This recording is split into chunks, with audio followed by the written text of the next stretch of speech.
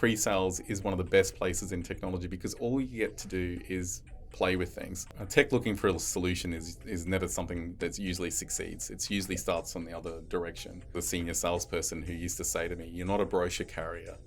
Would you say CTO is the most natural role for you? I honestly don't know. I think titles can be very misleading. Australia does have a tendency to be a little bit more closed network.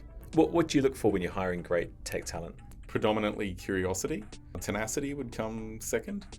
Are you able to work in a group environment where you may or may not be the smartest person in the room? Have you got an interview question you ask every time? Oh, that's a good one. David Jenkins, CTO at Pepperstone, brings seasoned experience in bridging business development and product fields.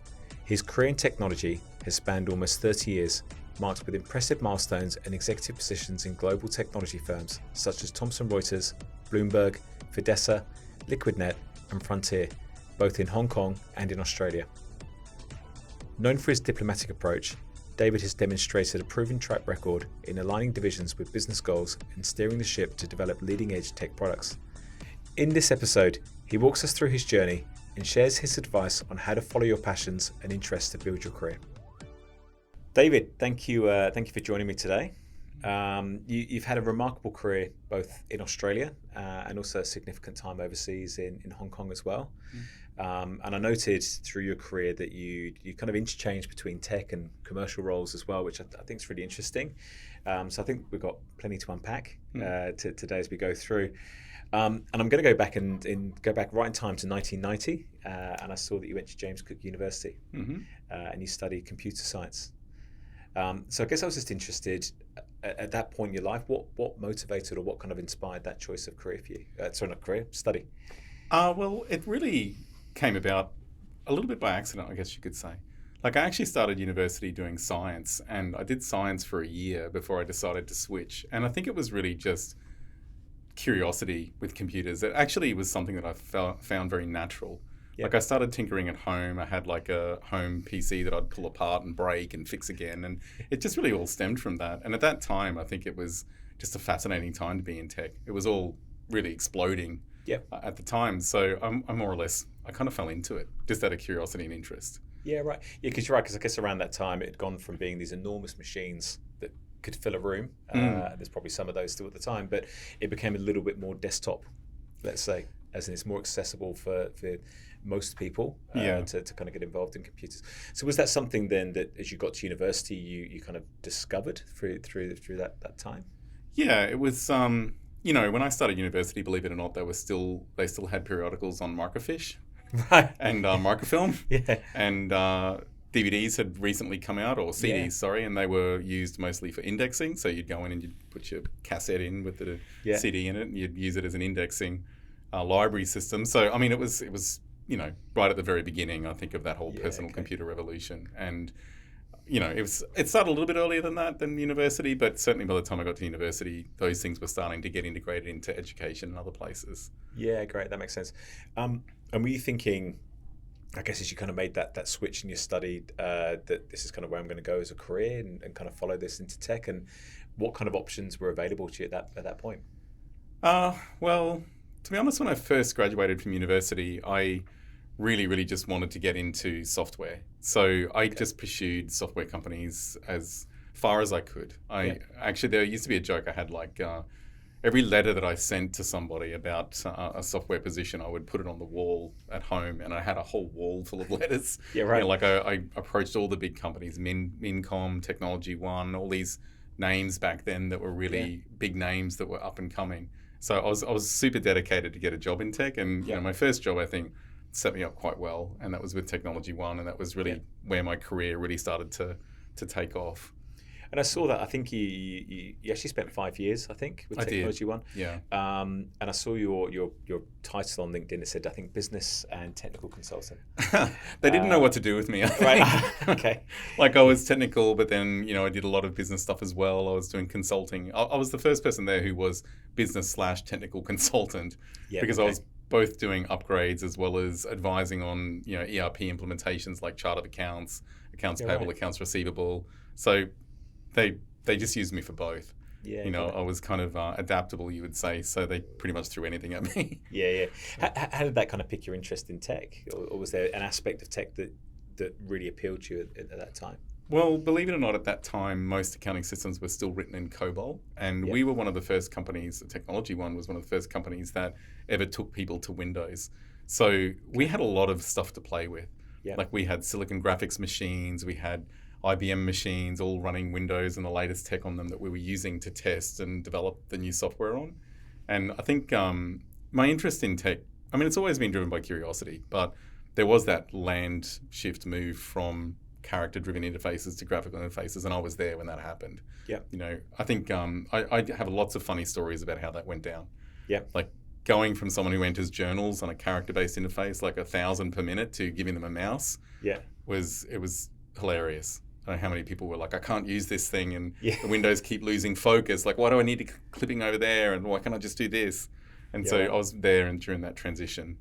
Yeah, fantastic. So there was a lot of really interesting stuff that happened during that time. So given that, again, I'm interested so you spent 5 years with them, which I think is probably first job out of university is probably a really good, solid amount of time because you get some depth of experience. I think I said this to a previous guest, it's almost like an apprenticeship where you're kind of taking theory and you're kind of learning what's the reality and what's the application of this stuff. How did you kind of reach the decision that time was up? That's an interesting one. I think, you know, there are certain times in my career that I've been gifted with having really great managers and really great companies to work for, and they've really set the foundation for how my career has gone since then. I'd say Technology One was that foundation. I really learned a lot from that company, and the CEO in particular, I had direct access to him because it was only a company of about 20 people when I joined them. So quite small, growing rapidly, and you know, I would sit in the CEO's office and he would give me direct advice, and not many people I think get that level of access so early in their career. So I think with Technology One, it was just their business was driven very much at the time around small to medium enterprises that were actually all over Australia, and actually I just wanted to travel less. So I just ended up moving on because I was traveling all over Australia servicing clients. So in the end, I just chose I wanted to do something else. You know, felt that 5 years was enough. That's interesting, though. I'm just going to go back to a statement you made there. So, because you see a lot of people, they'll leave university and they'll go into the typical graduate role, into a big corporate. And I think there's a lot to be gained from that because you see how big corporates function and probably get exposure to things. But you're kind of the other end of the spectrum in a small business. But that gives you a different kind of exposure. And it sounds like that really did shape you. It did. I would recommend it to anyone. I feel that in big corporations, I think you need to learn how things scale down as well as scale up. So there's nothing wrong with joining a big organization to see how it works when it's really big. Like if you can make it work really big, then that's a challenge. Small is interesting because you just get access to so many different things that you would otherwise not get access to. Like at Technology One, I was just getting involved in all sorts of things. You know, I designed their graphic icons for Windows 3.1. I consulted to their clients. I did technical upgrades. I mean, that small company just chip in type attitude really helped shape my career. I mean, I got involved in a lot of things I would otherwise not have seen if I joined a big company. I think, look, it's suited to a certain type of person, would you say? Would you say? I think there's some people that thrive in a bigger environment and need the structure and the process, whereas other people that enjoy the ambiguity, let's say, or the diversity of experiences. I think that's true. Yeah, I think there are people who are more suited to the unstructured environments, the kind of noisy, don't know what I'm doing today type environments, and people who do prefer to work in more structured and process-driven organizations that are very clear where they fit in and what they have to do. So, you know, you do have to work with both types of people. But I myself, I like the dynamic nature of companies where you just chip in. You know, you get involved in things that you otherwise would never have had the chance to, or you learn something. And it can be quite unstructured and can be a little bit daunting when you're kind of going in on something you don't have much idea about. Yeah, particularly in the first role. Do you think you knew that about yourself before you joined that company, or is that something you discovered through that experience or with hindsight? I think I discovered it. And I can't say that the ride was always smooth. Like, I think sometimes, you know, I have this joke sometimes. It was a joke that I shared with a few professional colleagues. When you're not quite ready for something, you tend to get thrown into it and you struggle. You know, it's a bit of a suffering type thing. Yeah. You get through it, you come out of it, you're like, that was terrible. But once you've done it once, you understand now how it works and how to get through the next time. So I think sometimes that dynamic nature of work, I did get put in situations I wasn't prepared for. Yeah. And it wasn't easy, it wasn't comfortable. And there were times even when I was quite upset about it. I'm like, why was I put in that situation? Yeah. But what I learned after that is that I can cope in those situations. And, I do now have ways that I can deal with going into something that I'm not that well prepared for.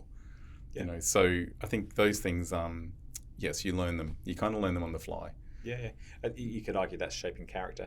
Yeah, I think very much so. Through that hardship, or hardship's too strong a word, but the difficulties, let's say, of what you kind of go through to learn those things and to come out smiling. That's very true. And I think sometimes, having those learnings really helps you cope with things.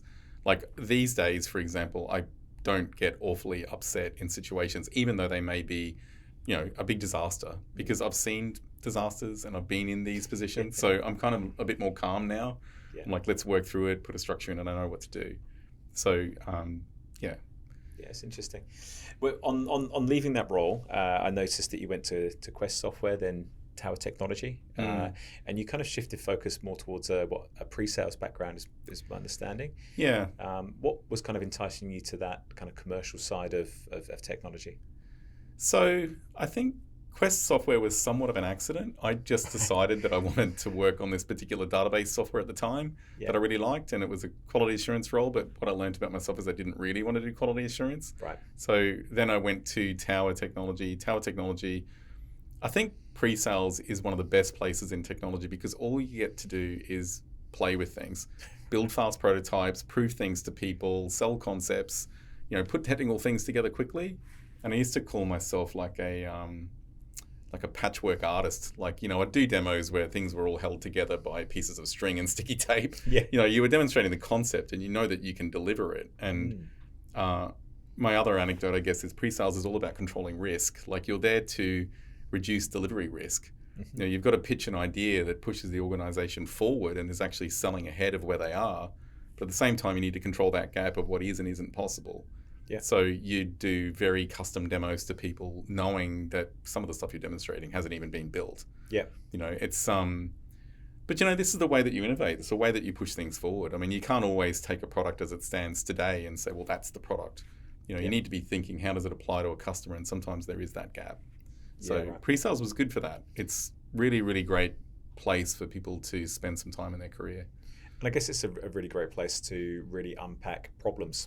As opposed to solution. Well, the solutions come next, but you're not turning up with the solution.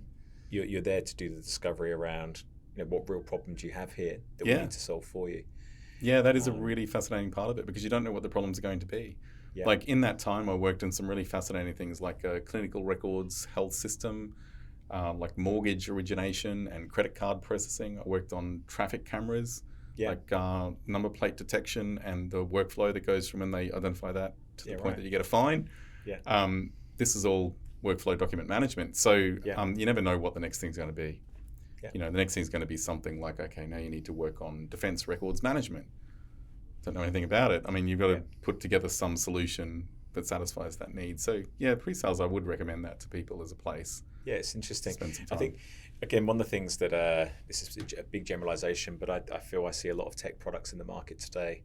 And they're probably guilty of being more in love with their solution than the problem. And I think that's where they fall over, or you don't see the adoption necessarily of those products. And I mean, the products you're talking about here are solving real problems in businesses. And I think there's probably a disproportionate amount of tech products that are kind of creating problems that didn't exist. If that makes sense. Yeah, I mean, it's the common one, right? Like, don't bring tech to find a solution, or tech looking for a solution is never something that usually succeeds. It usually starts on the other direction. And like I said earlier, I've been gifted with lots of great leaders in my career, and one of them was a senior salesperson who used to say to me, "You're not a brochure carrier. You're not turning up to give them the brochure to say this is what the software does. You're turning up to say, well, what do you want?" And then closing that gap between what it does and what they want. And that was learnings for me from people that I've worked with over the years. That you're actually there to show them the value, not just to give them the brochure. And I saw that you kind of continued that path with a move to BEA Systems, who is a sales architect, which also saw a relocation to Hong Kong. Yeah. How did that opportunity come about? I think I was just fascinated with working overseas. I just wanted to make that happen. The opportunity to move to Hong Kong was because they had an opening in one of their areas in the kind of sales engineering part, which was around, it was called the Business Solutions Group. And so what we were basically engineers that were considered to be very, very good at the software suite that we had. Yeah. And they would drop us into situations where they needed somebody to fix something. Yeah. We were kind of like a crisis SWAT team. Yeah. And so I moved to Hong Kong. I probably was unprepared for what that meant. Like, I think at the time I just wanted to work overseas. Yeah. But I think what it really meant was that I spent a lot of time on planes going to crisis situations in different accounts. And, I would say probably in terms of looking back to some of the hardest work years, I think, of my life, just getting dropped into these situations where it's like, no one else can figure it out. Why don't you go and figure it out? So Hong Kong at that point was essentially a base, but you were traveling more broadly across the kind of APAC region. Very much traveling globally. Yeah. Pretty much rarely there, I would say. Like, I would basically turn up, drop my bags on a Friday, pick them up again on a Sunday afternoon, I'd be off. Yeah. So that I did for about 3 years or so. Yeah. And it was fascinating though. Like, I worked on a lot of really interesting things like China Union Pay, TSMC, semiconductor manufacturing, telco, did a lot of telco work. But so some of the best work of my career, but also some of the most stressful. Like, you would be dropped into these situations where literally the client's like, what is going on? No one can fix this. And you'd be dropped in there as the guy who's going to come in to fix it. Yeah, I've got lots of funny anecdotes about walking into rooms full of people going, and you're the person who's apparently going to fix their problems. Yeah. You kind of wonder whether it's really you. Yeah. Like, am I really going to pull this off? Is that kind of a degree of imposter syndrome? Or just the pressure of not knowing the problem? Very much imposter syndrome in a way. Like, I think probably one of my best examples is going to Korea to fix a problem in Samsung. And Korean engineers are some of the best engineers in the world. And I walk in and they're all looking at me like, who's this guy? Yeah. He's from Hong Kong. And it's a funny story in itself, that one, but it is much like that. I mean, you're walking into a room full of smart people who've already had a good crack at solving it. Yeah. The only thing that you have that they don't have is you have a direct line into your own engineering. Yeah. Okay. So you can fix things that they can't necessarily fix, but that's probably one of the main things you're bringing. Other than that, they're probably as smart as you are. And I think when I meet people that have kind of experienced similar things to yourself and they've had the opportunity to work and travel internationally in that way, there's always a lot of learnings about working with different cultures. And I'm just interested, kind of what did you learn from that experience?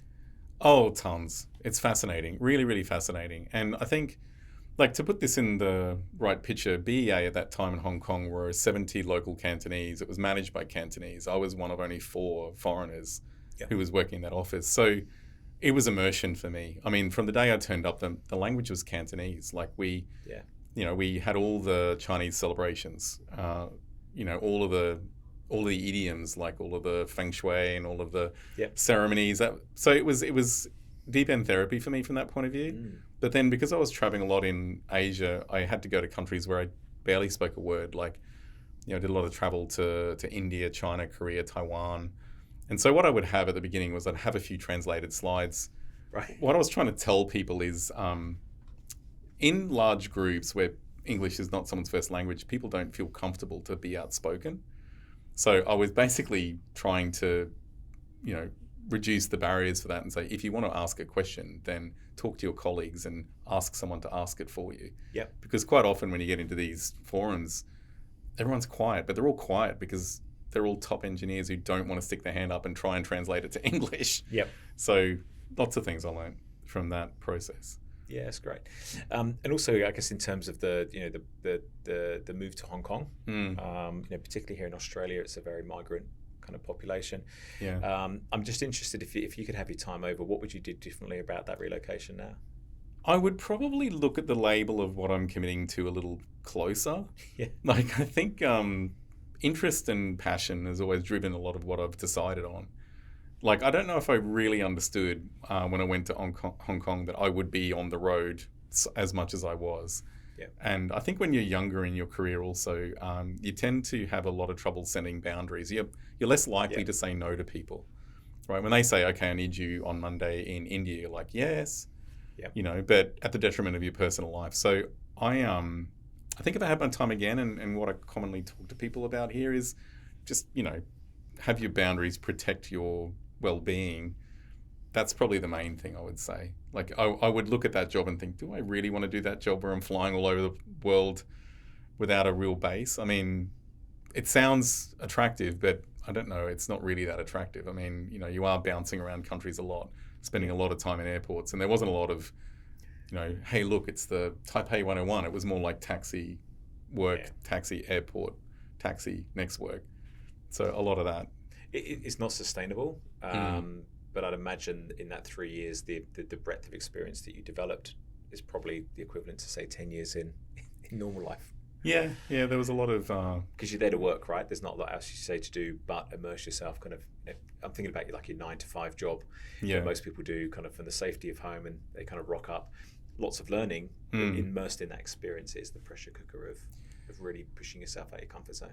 Yeah, and so what I bring to that these days, I bring continuous delivery, rapid prototyping. In a lot of these places, when you get sent in these situations, you've got to come up with solutions quickly. You don't really have the luxury to spend weeks thinking about it. So putting out prototypes, trying things out in frameworks and checking if it works. Yeah. So a lot of that I bring to today, how to actually turn things around quickly. Like in some of these cases, you would go into a room, the executive would come in every second hour and say, how's it going? And you're like, okay, well, let me just build something so I can show you something. And so, I think a lot of it taught me a lot of that. Move fast, have demonstrable things that you can show people, and then they can see progress. And one of the things I find in a crisis situation is it's the absence of information that makes people paranoid. They're like, what's going on? Are you fixing it? It's like, yes, we are, but they can't see anything. If you can show them that progress is being made and that there is something to look at, they're going to feel a lot better. Yeah, right. That's interesting. So that's a real deep immersion into stakeholder management. Yeah. Which I think doesn't matter what career you're in, is critical communication, and that kind of visualization of what you're doing. Yeah, like just be ready to show something, show people that there's progress. Yeah, great. At that point in your career, you kind of move, I'm going to say, further into that kind of world of commerciality, business. I saw there was roles Capital Systems, F10, Fidessa, Bloomberg, and then Thomson Reuters as Director of Global Partnerships. There's some incredible companies, incredible roles. What was kind of going on for you personally through your career at that kind of stage? I think my career really took off then. Yeah. I think there's probably a few different reasons for that. So I've always been driven by curiosity and fascination with tech. And the move into Progress Software with Palmer was my first move into capital markets, where I've roughly been ever since. So, and the thing that drove that, believe it or not, was I saw a trading terminal and went, that looks amazing. Like so much going on there. I just want to work on something like that. So I tried my hardest to get into it, which was first a Palmer, which was algorithmic trading. Yeah. And then I tried really hard. Fidessa at the time was all the tier 1 institutional banks used Fidessa. And I just wanted to work for Fidessa. Yeah. So it was seriously a badge of honor. And so I tried hard to get into Fidessa.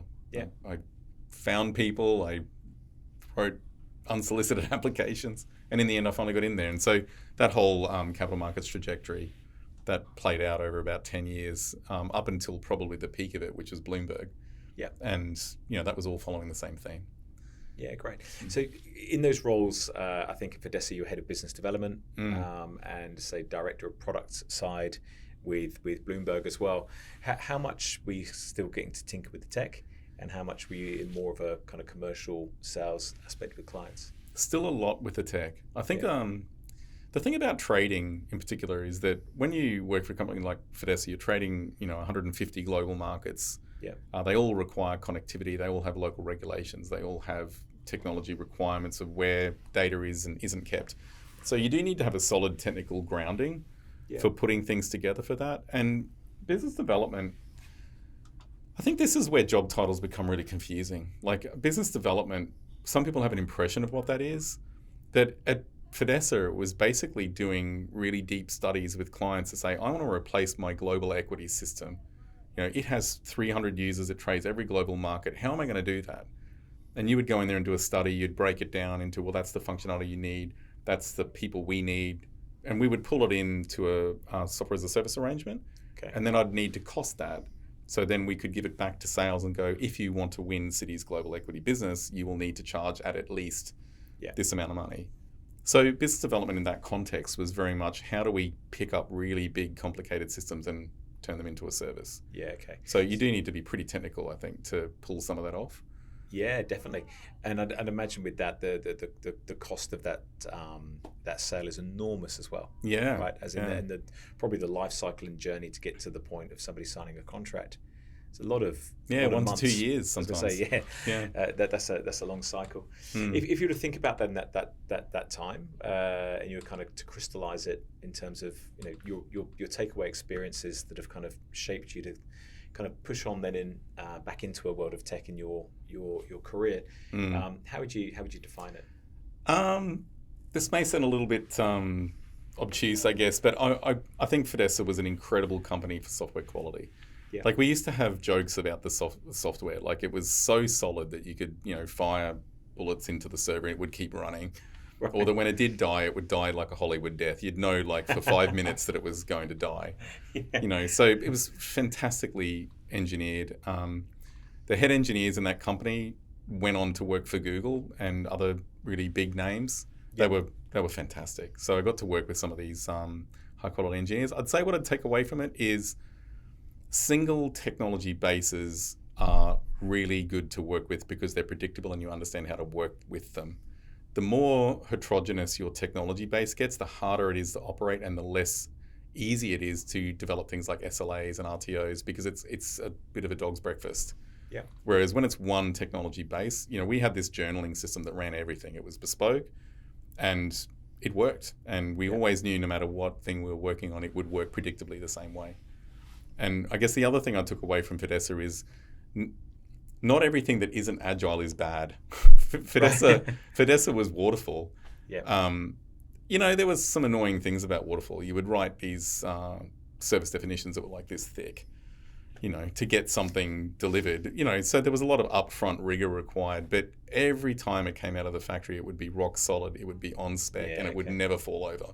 That's interesting. And I would feel quite confident walking in to see a client because I wasn't going to get beaten up about all the times the software has fallen over. Yeah. What they might say is, okay, you took a bit longer to deliver it than I thought you would. It's like, okay, yeah, but you got exactly what you wanted. Yeah, that's interesting. So it's not. This is why I'm very much a fan of hybrid style delivery patterns, because I don't think that incremental delivery on an agile style basis works for everything. When you're doing big, complicated global systems, sometimes waterfall works too. Yeah. And particularly when you've got a lot of synchronization to do across a lot of different moving parts. So I think that's the main takeaways from Fidessa. A very, very well engineered company. Yeah, okay. So just on that last point, what they call it, Wagile? You're an advocate for Wagile. I am, yeah. Yes. Through that time as well, I guess what I'm interested from a career management perspective, how kind of proactive were you in looking for those changes, or did the changes come to you? How did they, because you look at your profile, it is incredible, and you strike me as a very humble person, so I'm sure you're not going to sit there and admit to that, but it is, and I'm just interested though how you kind of transition between those roles. It was all very much driven out of interest, to be honest. I've got this downside, I suppose, to my personality, which is I'm easily bored. Right. What actually happens is I stick at something for a while and then I see something shiny over somewhere else and I want to do that. Yeah. And so I think my career management, I would honestly say, is more like I'm interested, so I would pursue it. Yeah. Like I got into high frequency trading just because I wanted to work on tech that was sub 5 microseconds. Right. Like that sounded fascinating. Yeah. So I got into high frequency trading. And then from there, I'm like, okay, I'm kind of done with working on trading. I want to work on something more over the counter or something more data driven. So I went to Bloomberg. Yeah. A lot of it's. I haven't ever. I think it's a combination of good quality companies and good positions. I've never taken a step backwards where I think it's an illogical move. It's just been quite parallel. Like, I'm going to move over there because it's going to teach me something that I didn't know. But it's never really been backwards. It's always kind of been parallel. Yeah, okay. So working for great companies, great brands, good products, and kind of moving parallel. I saw you joined LiquidNet as head of product. Yeah. I guess my read when I was kind of looking through this, and maybe it was incorrect now on reflection, but it was more of a hybrid role in the sense that you kind of had the go-to-market strategy and the product development in that role. That's right. And maybe that was slightly different to other roles that you'd had, but I was just interested to understand how you balanced the two, the kind of internal product and the external customer. It's an interesting one. I think it depends sometimes on the company how well defined their marketplace is. I think in the case of LiquidNet, there was a legacy business there that did exactly what it said on the tin and everyone loved it. So from that point of view, you always had this balance of, okay, there's this thing here that everybody loves, don't break it. And then a bunch of new stuff that wasn't really taking off yet that you needed to get in front of clients. Yeah. So, I'm not sure if I've got a brilliant answer for that one. I think managing internal stakeholders and external stakeholders is just as important. Yeah. You can't lose sight of the product you're building, but also the people internally know those clients very well and they've been servicing them for a long time. Yeah. One thing I did learn from LiquidNet that I've carried elsewhere is that they had an excellent back office operation. Like their connection to the client through the software was really, really good. Yeah. So they could see what clients were doing, and if a client would get themselves in trouble, they would reach out. Like they could pop up a chat and say, "Hey, I can see you're having trouble. Like, can I help you with something?" Yeah, right. Because they were trying to match trades, they were trying to match counterparties, and they'd say, "Well, I can't agree with this guy on a price." So they would get on the phone to the other guy and go, "I can see you're trying to make a deal," and they were really on point with the customer servicing. That's interesting. You don't expect that from tech. You kind of expect the efficiency, but not maybe the intimacy. Yeah, they really nailed it. And I bring that to other companies now, whereas if you can connect those two things, it's super powerful. Yeah, because all of the LiquidNet clients would be net promoters for sure. Yeah, that's interesting. And there's not many companies, I don't think. Again, I don't have all the detail, the data on that, but I don't think there's many companies that nail that. No. There's they're leaning to one or the other. Yeah, exactly. They tend to either focus on the customer side of things, or they, maybe do some internal development of products, but they're not really connecting the two so well. Through that time, you had some pretty significant leadership roles as well. I was just interested how you developed that aspect of your career. Did you have mentors, coaches? Who shaped you as a leader? I think it was mostly mentors. Yeah. If I'm honest, I had lots of really good mentors, like I mentioned, over my career. Yeah. So, and I know exactly who they were and the point in time at which they taught me something. Yeah. And I can say, for example, when I was at Bloomberg, I had an excellent mentor. And I was having so much trouble with the head of engineering. Like we could just not agree on anything. And every time we got into a room, it would be like seconds before we'd have a conflict about something. What she taught me was you can't approach them that way. You can't come in with an opinion. You've got to help them get to the answer you want them to get to by asking the right questions. And it changed my dynamic completely with that person, because I wouldn't walk in with a strong opinion going, I've got to make them agree. Yeah. I walk in and go, well, let's hear them out and try and get them to see my side, and then we'll end up in a good place. So that sort of mentorship, I think, is really powerful. Do you still hear those kind of words of advice in your head today? I do. Yeah, no, I really do. And I occasionally have to remind myself. Like if I am having something I'm having trouble getting through, I'll go back to something someone told me. Yeah. Like, come at it from a different angle, or use a different method. Yeah. So I think, it's mostly been mentors. I kind of think of those moments as a bit like Luke Skywalker, when kind of Obi-Wan appears and gives him some advice from the past, or Yoda or something. It's kind of like that experience, right? You kind of learn from those people as you go through, and you do. You realise, hang on, here's a moment when I should apply this advice. Yeah, people use this saying quite often, you don't choose jobs, you choose leaders. And I think that's important. If you're a young person and you want to develop your skills, leadership's important. I would say most of my success is down to probably those 5 or 6 people that I work for. Yeah, right. Yeah, because they taught me just so much. Yeah. And I've even got funny sayings about it, like the salesperson who taught me everything about how to deal with clients. I refer to them as an old salesperson once said. As an anecdote, whenever I tell somebody, because I'm kind of channeling that advice from years ago. Yeah, that's great. I saw that you returned to Australia July 2020. Yeah. My hunch is that must be something to do with COVID. No, actually, related. Yeah.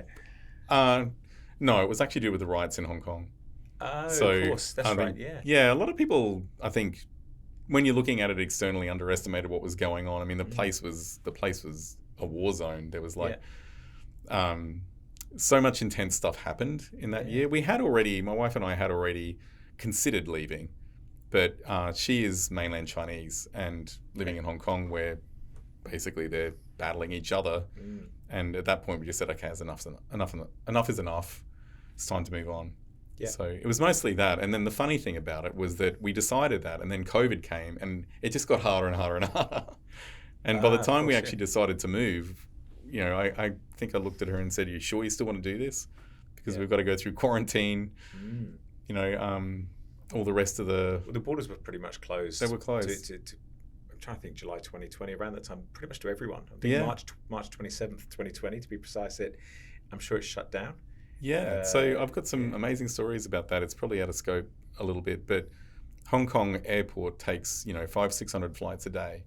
On that particular night, we were the only people walking through the airport. It was dark. Yeah. There were people in full PPE taking us to a plane. We were one of only 5 people on the plane. Wow. We weren't allowed to fly to Melbourne. We had to fly to Sydney. Yeah. So it's a story that played out over about 6 months to get to Melbourne.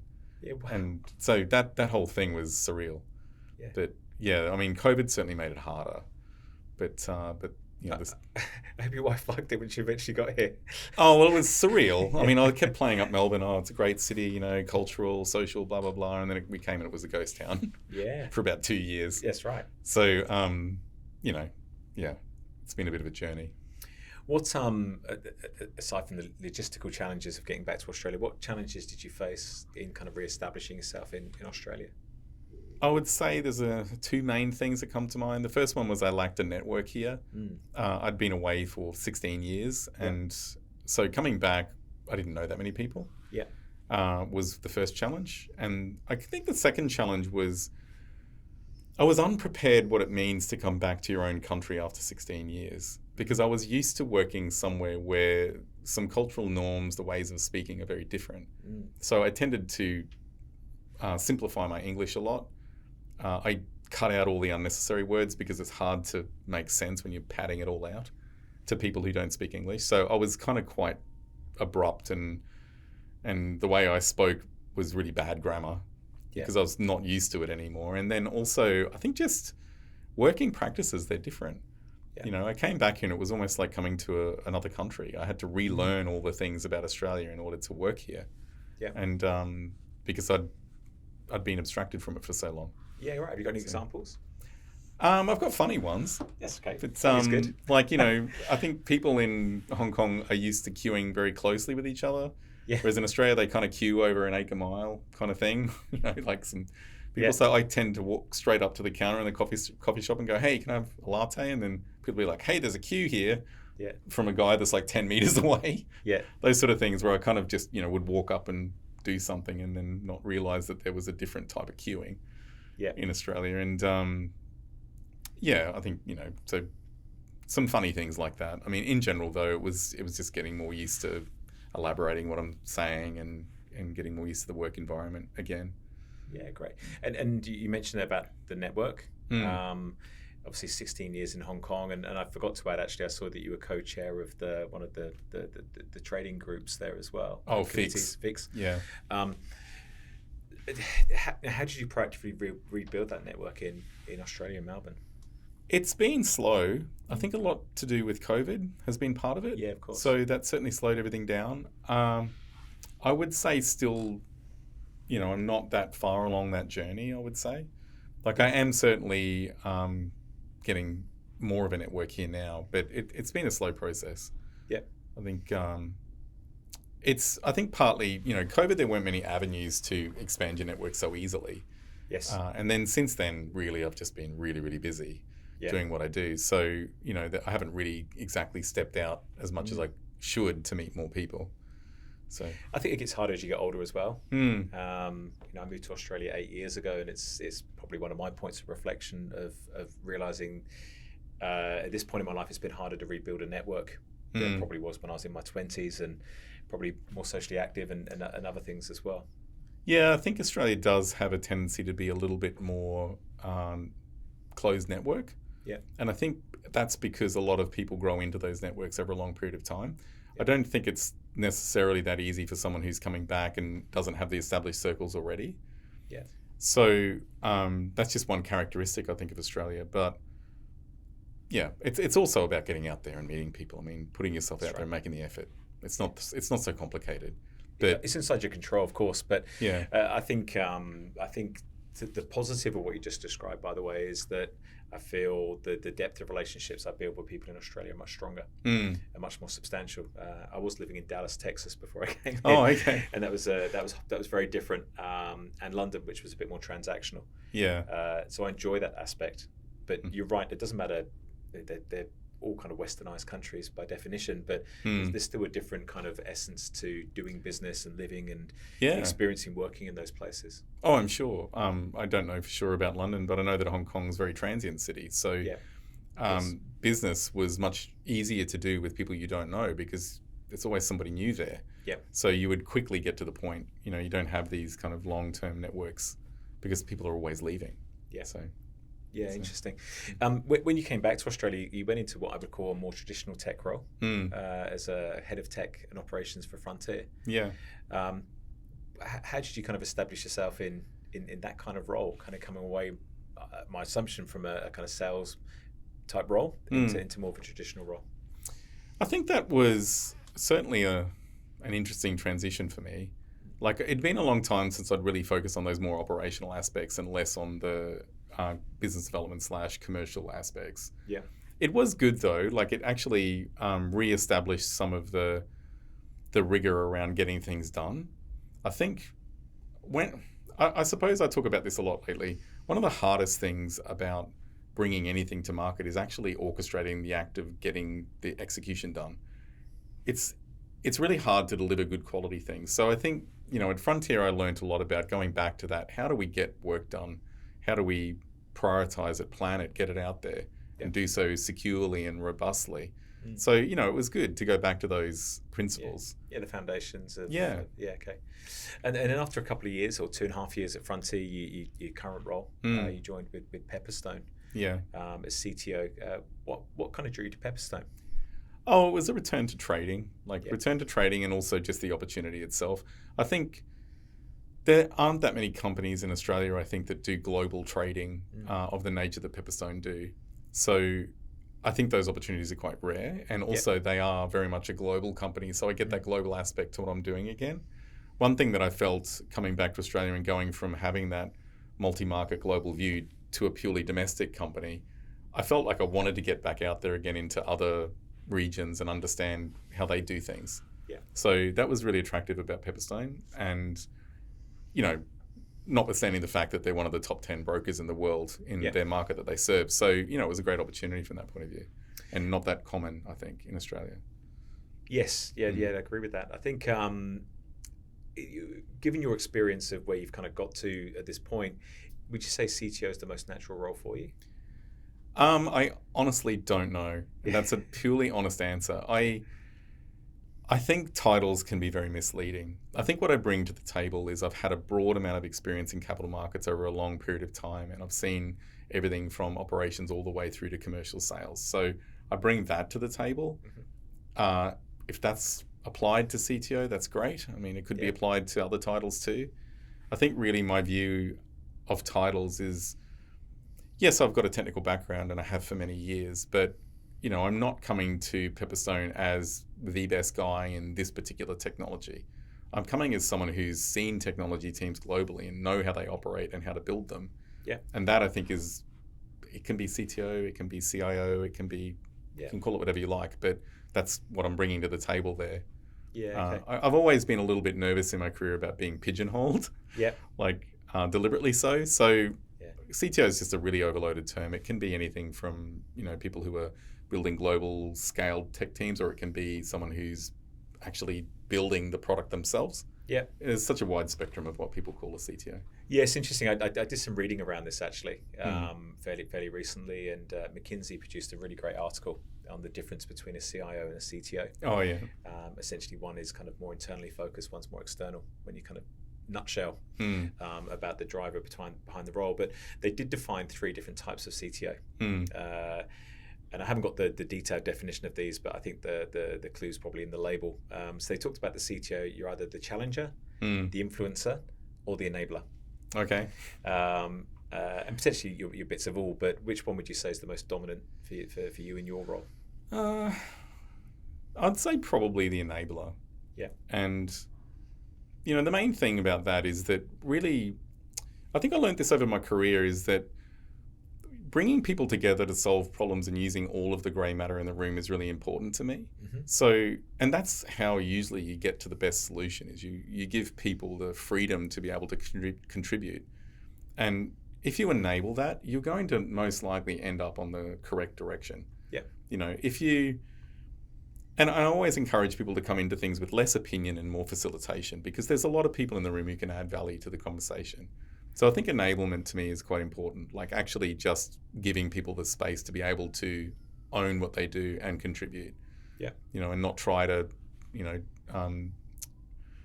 dictate or drive in a certain direction, but let the direction be found. There are times where maybe I have more information or more context that they don't have, in which case I might have to make a decision that means that maybe not everyone's on board with that. But mostly what I try to do is reach a point where, we come up with the best ideas together. Yeah, okay. So in some ways, I was just reflecting as you were talking, it's a bit like pre-sales internally, because you've kind of got the CEO, you've got the board, you've got the investors, and the expectations of what they're trying to then drive for value for their customer. And then you've got your internal talent pool and resource. And what you're saying there is you're kind of enabling the two to come together to produce a great product. Yeah, no, that's true. And I think the other thing that I think is useful for people, even with a tech background, is do get some exposure to sales. Yeah. Because it's a really important skill to be able to articulate what it is that you do and the value that you're providing, because that is such a universal thing. Even as a CTO, I run a pretty big, complex organization. So if you're standing on the outside, what do you do? Like, what are you guys working on? How are you adding value to me? And that's when you can bring all that stuff to the fore to say, well, always be communicating the value you're providing and what you're doing to close that gap. Yeah. Because it's useful skill for people to have. Yeah, definitely. I think, we kind of touched on the product stuff earlier, but, I find probably in my role, I get approached every day by someone that's got the latest kind of piece of tech or product that can help make recruitment easier for us in some facet. And most of them are tech people that have developed the idea, and then they're pitching it. And what I'm always interested in are the ones that have got a kind of curiosity mindset around the product they've developed. And does it solve the problem, or can they test it? And can they kind of work with us? Yeah. I probably struggle more with the ones that rock up and give me this kind of complete finished product and say, well, that's it. Yeah. That's my product, and that's what you're going to get. And because I think it's more, as you say, I think for those tech people, getting that exposure to the customer and the customer problems and the customer experience and the way the customer is going to utilize that. Yeah. It's so insightful. We have been doing that at Pepperstone, trying to connect engineers more to the outcomes that they're delivering. I think it's quite important for them to know what is the line of sight of the stuff that they're adding value to. That's definitely true. Yeah. We were talking recently actually with a CIO from a healthcare organization, and was talking about sending his tech team into hospitals. Oh, okay. To actually experience what does the patient experience. And I was talking to another CIO from one of the main universities who was sending his tech team in to sit in lectures. Great. To see, well, what's the student experience look like? Yeah. So it doesn't matter who your customer is. It can be a multitude of things, but it's fundamentally the consumer of the tech that you're supporting or providing. Yeah, I can't recommend that enough to people. Yeah. You really do discover things a lot when you actually just sit with someone who's trying to use the stuff that you're developing. Yeah. And the things that you may not have even thought were issues, you suddenly find are issues. Yeah, like I remember at Fidessa, I would go and sit with traders on the trading floor and watch them use the software. And then you'd realize that really annoying thing they do 50 times a day where they've got to click in 4 places, you're like, oh, we should solve that. Yeah, that's right. Because they would I do this 50 times a day, and every time I've got to go to these 4 places to do this one thing. That's the value add. Yeah. Sitting with the end client is a really important thing.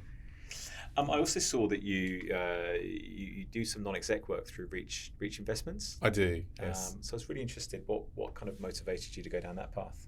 Well, I just think I've accumulated enough knowledge at this point to be helpful for people who are building things from scratch. Yeah. I think really it gives me an avenue also. I think sometimes you can become a little bit too insulated in your own frame. Yes. So stepping outside of that and giving yourself an opportunity to think about something completely different is quite helpful, both for yourself and then, you can also help others also. Yeah. So the work with Reach was in the early days to help them frame up what is the tech product that we're building and how are we going to build it. So it's quite a different problem to what I had elsewhere, where it was a much bigger operation and we were starting with something. So at Reach, it was like we're starting with nothing. How do we create it? Yeah. So it helps every now and then to go back to those kind of grassroots. I've got nothing. Let's build something, rather than I inherited something. We try and change its direction. Yeah. So it's a bit of benefit on both sides. Benefit for me because I get the mental exercise to do something different, and for them, they get access to someone who's built a lot of things, so they can, hopefully learn something from that. And those people, my assumption is they're probably also at the bleeding edge of technology. Yeah, they're starting from a blank slate. Yes. You don't have any legacy to deal with. That's right. So it's quite an interesting place to be. Yeah, it's interesting. Okay, thank you. I guess the focus of this podcast is to try and share your advice. Sure. So I'm going to ask you a few probably maybe more broad questions. Okay. So I guess one of the first questions I've had is there been any kind of key moment or decision in your career that you think's been pivotal to shaping your trajectory? Gosh, that's a tough one. Yes, I think so. I think some of those decisions were mostly instinctual about the things that I want to work on. Yeah. So it would probably be that more than anything. Like I mentioned earlier, I did start that 10-year run on capital markets that started with a Palmer and kind of still going, but kind of mostly peaked at Bloomberg in terms of that specific segment. And that was all born out of a pivotal decision to say, I want to work on something cool and I want to specialize in capital markets. Yeah. And that kicked off that whole process. Yeah. So I think those pivotal moments where you decide to do something and then you set out to do it would be my answer to that one. Yeah, okay. What are you most proud of in your career? I would say probably the time at BEA would be one of my most proudest moments. Just simply that role of being dropped into situations where you don't know what's coming next and you've got to figure it out and try and fix it. I'm proud of those moments because I think I did some of my best work in those days. Yeah. Some of my most resourceful, some of my most, well thought through solutions were in that period. And a lot of that I think was driven by the need. You need to come up with something quickly. Yeah. So I'd say, I'm really proud of that. Yeah. I mean, I guess there are other things I could be proud of, but that one in particular really stands out because it was kind of a tough position, but I learnt a lot and I did some of my best work then. Yeah, and I think just from our conversation, I sensed that was important to you, probably in backing yourself in the future as well into situations and not being afraid of maybe some of the downsides, but seeing the opportunity. Yeah, that's an important point. I think the first thing I'd like to touch on there, I think might be helpful to the listeners. The first one is don't be afraid of bad news. Yeah. So those situations when you're dropped into a crisis, you have to tell people that things are broken, and they're going to be broken for 2 or 3 days. That's the bad news. But we're working very hard on it, and we're going to try and fix it as soon as we can. So don't be afraid of bad news. Always get in front of it. Yeah. I think is one of the key learnings out of that. And the second thing is don't be afraid of the complexity of the situation. Almost everything is reductible to some level to say, well, if I just start here and follow the line of thought, I will eventually solve the problem. Yeah. You know what I mean? You can come into something that's a giant mess and just not know where to begin. Yeah. But I would say don't be afraid of it. Like lean into it, break it down, and you will find a solution through it. Yeah. So they're some of the key things I learned. Yeah, great. I'm not afraid of bad news. I'm always jumping on it if I have to give someone bad news because there's nothing worse than having it but not telling anyone because you're gonna carry it with you, right? Like just tell them it's broken. Rip off the Band-Aid. Yeah, exactly. Do you have any career regrets? Yeah, a little bit. I would say probably career regrets would just be a little bit too curious and following my nose a bit too much sometimes. Yeah. Like I did go down some rabbit holes which were, I don't think it's been a negative thing in the long run, but I think at the time it kind of looks like, okay, well, why did you decide to jump from, one of Australia's leading software companies to do QA? Or, why did you leave Bloomberg, which is probably one of the best media companies in the world and joined Thomson Reuters to do partnership development. Yeah. Like there are some things where I've taken detours out of curiosity that you look back at it and think, well, that probably wasn't a logical move. If I'd stayed where I was, but I think a lot of these things, you can look back at it in hindsight and learn things. But at the time, it seemed like the right decision. Yeah. So. Yeah, great. You mentioned sort of mentors have been important in shaping you, and I think you said there was 4 or 5 names that immediately kind of jumped to mind for yourself. But I'm a big believer that we are shaped by the feedback we receive. And I'm always curious to know, what would you say has been the most significant feedback you've received in your career? I would say it hasn't been a singular moment, but it has been singular leaders who taught me the most, I would say, is the way that I would answer that, because they would give me feedback as I went along, and it was all perfectly timed, great advice. Yeah. I'd say the leaders I had at Bloomberg, essentially, it was just this kind of, constant advice, recorrection on my approach that just taught me so many different things. It's hard for me to pick a singular moment. Other than probably the one I already raised, which was that how are you coming into the room? Like if you're coming into the room to have an argument with the head of engineering, then that's probably what's going to happen. Yep. If you come in thinking, how can I get the best out of this person? I've got to work with them. I've got to reach a solution.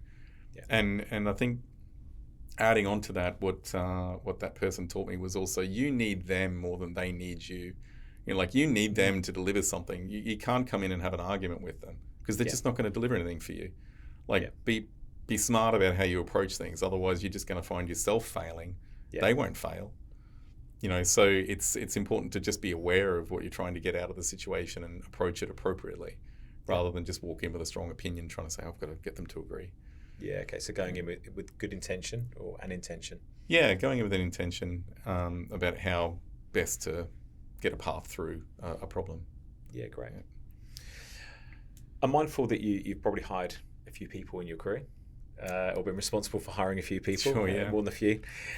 What do you look for when you're hiring great tech talent?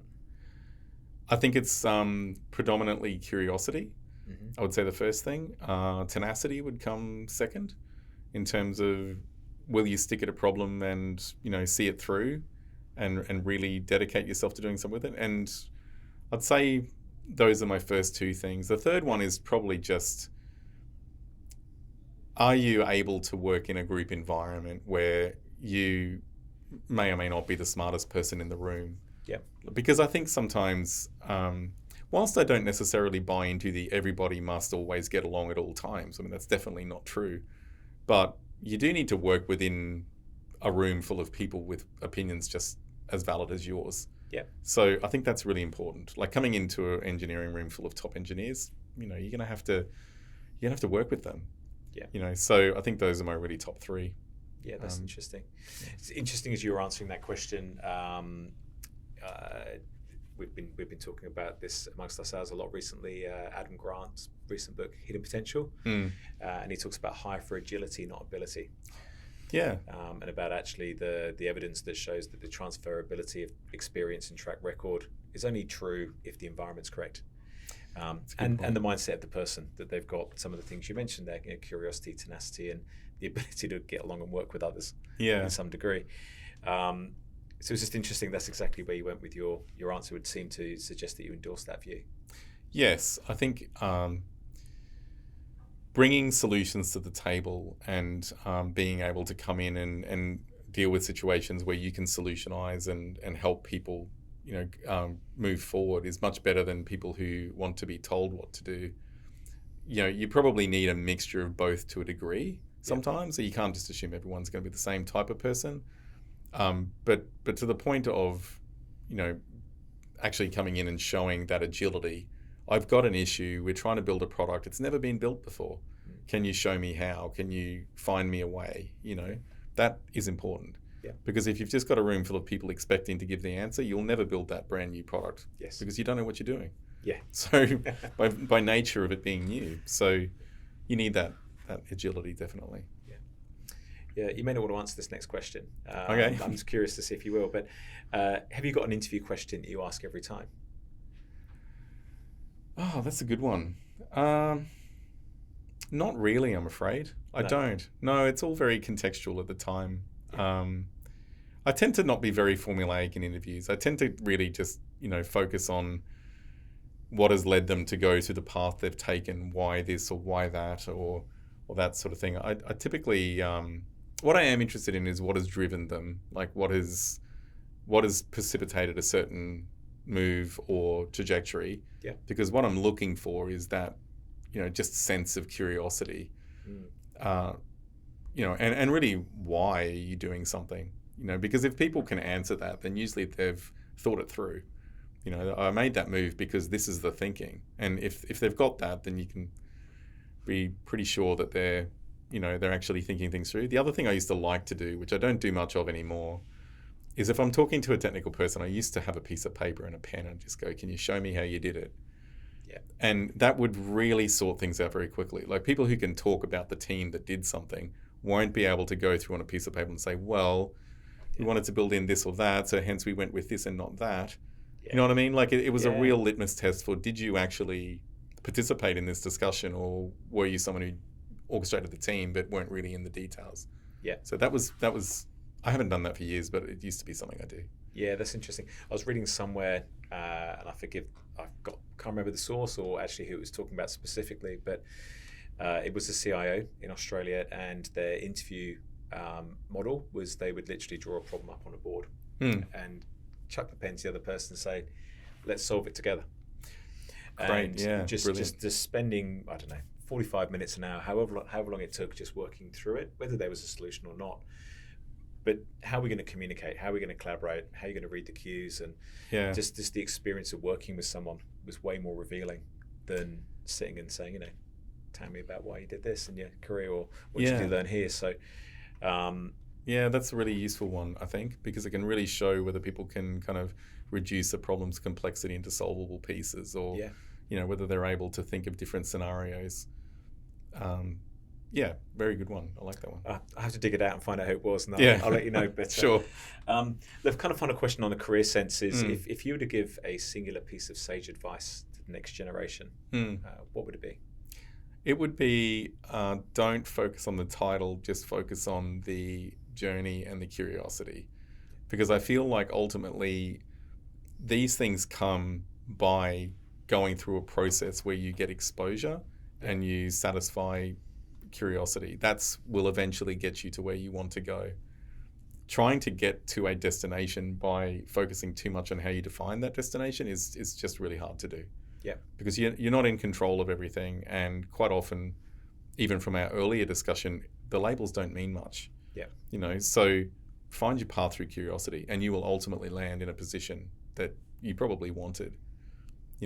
So I would say that really, and to me, like I said, curiosity is a big thing, because if you're interested, you will find time for it. Yeah. So, and you'll also have a good, happy working life balance because you enjoy what you do. So probably curiosity would be the main thing. I'm going to put that into action now, because I'm actually a very curious person. And okay. Before we came in the room, you said I've got about 20 books on my to-read list. Oh. I'm not going to ask what's on the list, but I'm going to ask, what's your recommended read at the moment? Gosh, that's a hard one. I've not really memorized the authors, unfortunately. But no, that's okay. Well, I mean, Execution, the book called Execution, I think it was by Larry, I can't remember his last name, was high on my list there for a while. Yeah. I haven't quite finished it yet. That was just focused on the process of execution. That's a bit more on the work side of things.